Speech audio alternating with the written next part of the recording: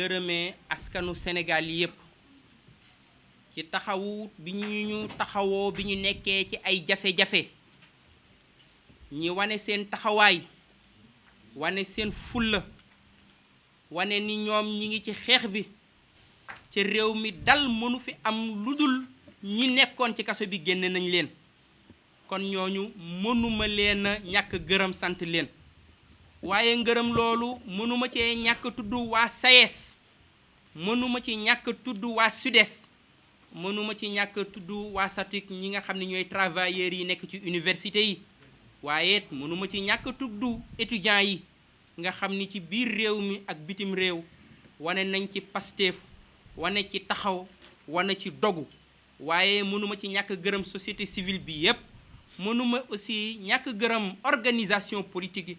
ak bépp sénégalais boo xamante ni am nga ci taxawaay ba tey nga may ñu ma mën a taxaw jàkkaarloo ak yéen di wax waaye ma gën a feddali suñu solidarité ak suñu diggante ak Guy Marius Sagna Fallou Galass Seck Ousmane Sarr di jàppe sama bopp prisonnier di wax ni tant que Guy Marius Sagna Fallou Galass Seck Ousmane Sarr ñi ngi nekk ci kaso bi man dama jàpp ni man prisonnier la seen libération sama xeex la maa war a jiitu ci xeex bi ñun ñoo war a jiitu ci xeex bi kon mobilisation yépp la ñuy bokk ngir ñoom ñu mën a ñibbi seeni kër ndax defuñu lenn dañu leen a jaay doole toroxal leen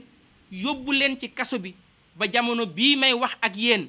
ñoom ñi ngi ci grève de faim ca laata ma dugg fii nee nañu fii ci camp pénal prisonnier bu ñu tudd Ousmane Sarr def nañ ko isolement ba ñu ngi ko fay dóor information boobu am na ñi waxal état bi lépp lu dal prisonnier yooyu Macky Sall na xam ni moom mooy responsable li ñuy ñaan mooy prisonnier yooyu ñu bàyyi leen Macky Sall na xam ni dal mënul am ci réew mi tant que Fallou Galass Seck Ousmane Sarr Guy Marius Sagna ñu ngi ci prison bi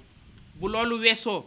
tey dañuy gën a feddali xeex bi ndax li ñu teg askan wi li ñu teg askan wu ndóol li ñu teg askan wi nga xamante ni mi ngi jooy ci amul ku fonk ranqooñam li ñu teg askan wi nga xam ni dafa néew doole li nga xam ni teg nañ ko baadoole yi muy yokk gii nga xamante ni yokk nañ ko courant bi ñu wax Macky Sall benn 15 bu gën a néew ñun duñu parewuñu pour jox ko waa Sénélec dinañu continuer mobilisation bi xeex bi fii ci Dakar